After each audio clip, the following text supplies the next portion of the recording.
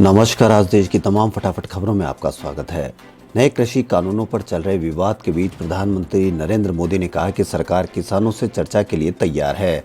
सर्वदलीय बैठक में पीएम नरेंद्र मोदी ने कहा कि सरकार सभी मुद्दों पर चर्चा के लिए तैयार है। इस चर्चा में सभी विषयों पर बातचीत होगी और सभी पार्टियों को बोलने का मौका मिलेगा। बैठक में प्रधानमंत्री नरेंद्र मोदी ने कहा कि कृषि मंत्री नरेंद्र सिंह तोमर के द्वारा किसानों को दिया गया ऑफर अभी भी है। प्रधानमंत्री नरेंद्र मोदी ने कहा कि सरकार किसानों से बातचीत के लिए भी तैयार है। केंद्र सरकार के तीनों कृषि कानूनों के खिलाफ दिल्ली बॉर्डर पर हो रहे किसानों के प्रदर्शन के चलते आज नेशनल हाईवे 24 बंद कर दिया गया। दरअसल गाजीपुर बॉर्डर पर किसानों की संख्या लगातार बढ़ रही है। दिल्ली ट्रैफिक पुलिस ने नेशनल हाईवे 24 बंद होने की जानकारी दी। बता दें कि भारतीय किसान यूनियन के नेता राकेश टिकैत के आह्वान के बाद उत्तर प्रदेश के जिले बिजनौर, मेरठ, बागपत, मुजफ्फरनगर, मुरादाबाद और बुलंदशहर से और ज्यादा संख्या में किसान दिल्ली बॉर्डर पर आंदोलन में शामिल होने के लिए पहुंच गए हैं। केंद्रीय गृह मंत्रालय ने सिंगू, गाजीपुर और टिकरी बॉर्डर पर इंटरनेट सेवा अस्थायी तौर पर बंद कर दी है। यह जानकारी शनिवार को एक अधिकारी ने दी। दिल्ली की इन सीमाओं पर किसान केंद्र के नए कृषि कानूनों के खिलाफ प्रदर्शन कर रहे हैं। अधिकारी ने बताया कि दिल्ली की 3 सीमाओं के अलावा इनसे लगे इलाकों में भी 29 जनवरी रात 11 बजे से 31 जनवरी रात 11 बजे तक इंटरनेट सेवाएं निलंबित रहेगी। राम मंदिर निर्माण के लिए चल रहे जनसंपर्क अभियान के तहत मुंबई में मुस्लिम समाज की तरफ से भी आर्थिक योगदान किया गया। मुंबई बीजेपी अल्पसंख्यक विभाग के अध्यक्ष वसीम खान ने दावा किया कि मुस्लिम समाज से जुड़ी तकरीबन 36 अलग अलग छोटी बड़ी सामाजिक संस्थाओं ने कार्यक्रम में हिस्सा लेकर मंदिर निर्माण के लिए 20 लाख रुपए का आर्थिक योगदान दिया है। इस कार्यक्रम में जैन समाज के लोग भी उपस्थित रहे। राम मंदिर तीर्थ क्षेत्र विकास के कोषाध्यक्ष स्वामी गोविंद देव गिरी महाराज की उपस्थिति में आयोजित कार्यक्रम में अभिनेता रजा मुराद भी विशेष रूप से उपस्थित रहे। संसद का बजट सत्र शुक्रवार से शुरू हो गया है।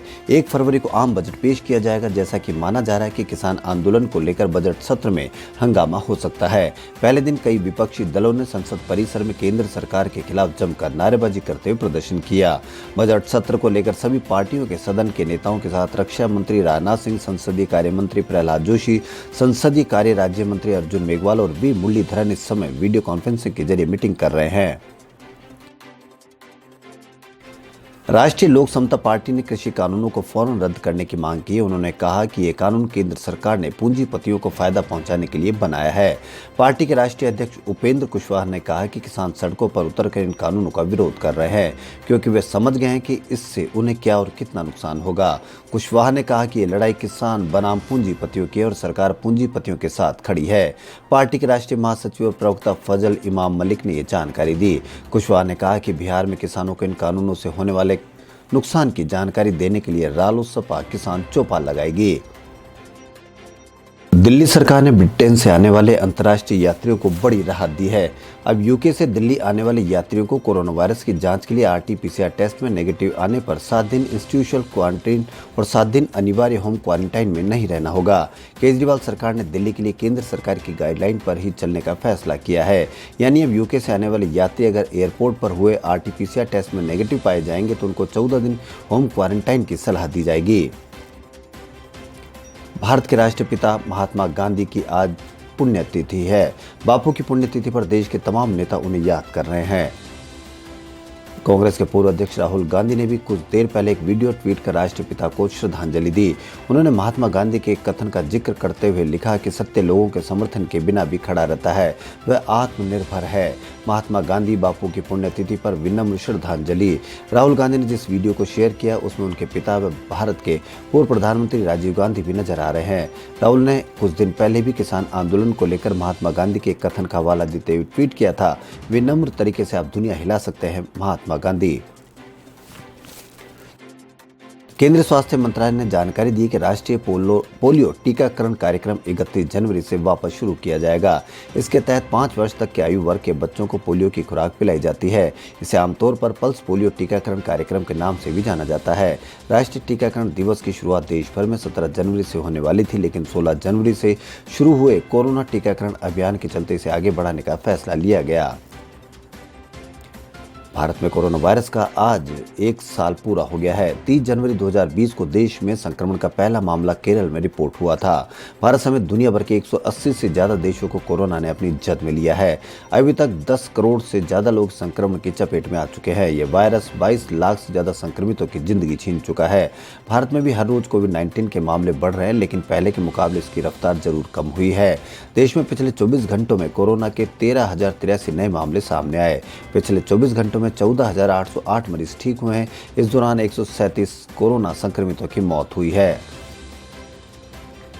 केंद्र के कृषि कानूनों के खिलाफ किसानों का आंदोलन जारी है। नए कानूनों को काला कानून करार देते हुए देश के अन्नदाता इन्हें रद्द करने की मांग पर अड़े हुए हैं। किसानों के समर्थन में कई संगठन, खाप पंचायत और ग्राम पंचायत भी खड़े हो रहे हैं। पंजाब के मानसा जिले में गांवों में दिल्ली में चल रहे संघर्ष के लिए लामबंदी की जा रही है। किसान आंदोलन को लेकर गाँव में प्रस्ताव किया जा रहा है कि गाँव के हर घर से कम एक व्यक्ति से दिल्ली जाने की अपील की जा रही है। पश्चिम बंगाल में राजनीतिक प्रदर्शन के दौरान गोली मारो का नारा लगाने वाले भारतीय जनता पार्टी कार्यकर्ताओं को गिरफ्तार करने वाले पुलिस अफसर हुमायूं कबीर ने पद से इस्तीफा दे दिया है। हुमायूं कबीर कोलकाता के पास चंदन नगर के पुलिस कमिश्नर हैं। कबीर का कहना है कि वे निजी कारणों से इस्तीफा दे रहे हैं। हुमायूं कबीर को दिसंबर में इंस्पेक्टर जनरल की रैंक का प्रमोशन मिला था। पश्चिम बंगाल में पंजाब और तृणमूल कांग्रेस में मचे घमासान के बीच ये मामला सामने आया है। बंगाल में 21 जनवरी को भाजपा की रैली के दौरान जब कुछ पार्टी कार्यकर्ताओं ने गोली मारो का नारा लगाया था, तब IPS अधिकारी हुमायूं कबीर ने उन्हें हिंसा भड़काने के प्रयास करने के आरोप में उन्हें गिरफ्तार किया था। कानूनी शिक्षकों और वकीलों को प्रशिक्षण देने के लिए देश में इंडियन इंस्टीट्यूट ऑफ लॉ यानी विधि शिक्षक अकादमी की स्थापना की जाएगी। बार काउंसिल ऑफ इंडिया और Kalinga institute of industrial technology के बीच हुए MOU के तहत कानून की पढ़ाई का यह उच्च संस्थान ओडिशा की राजधानी भुवनेश्वर में बनाया जाएगा। देश में कानूनी शिक्षकों और वकीलों की उच्च स्तरीय प्रशिक्षण देने वाला देश का यह पहला संस्थान होगा। विधि शिक्षकों और अधिवक्ताओं के कौशल विकास की जरूरतों को पूरा करने के लिए विधि के क्षेत्र में आज तक ऐसा कोई प्रशिक्षण संस्थान नहीं था। इससे पहले सिर्फ BCI ट्रस्ट द्वारा 1986 में बेंगलुरु में national law school of India नाम की स्थापना की गई थी। सीरम इंस्टीट्यूट ऑफ इंडिया ने drugs controller general of India से कोरोना की दूसरी वैक्सीन कोवैक्स के क्लिनिकल ट्रायल की मंजूरी मांगी है। इसे फार्मा कंपनी नोवावैक्स ने तैयार किया है। भारत में सीरम इंस्टीट्यूट इसका मैन्युफैक्चरिंग करेगी। सीरम इंस्टीट्यूट को पहले से ही ऑक्सफोर्ड की वैक्सीन कोविशील्ड की इमरजेंसी यूज के लिए मंजूरी मिल चुकी है। इंस्टीट्यूट के CEO अदार पूनावाला ने सोशल मीडिया पर बताया कि कोवैक्स का रिजल्ट काफी अच्छा रहा है, इसलिए सीरम इंस्टीट्यूट के साथ मिलकर अब नोवावैक्स भारत में भी इसका ट्रायल करना चाहती है। भीम आर्मी प्रमुख चंद्रशेखर आजाद ने शुक्रवार को गाजीपुर बॉर्डर पर किसान नेता राकेश टिकैत से मुलाकात की और कहा कि दलित समूह नए कृषि कानूनों के खिलाफ जारी आंदोलन की मजबूती के लिए हर संभव सहायता प्रदान करेगा।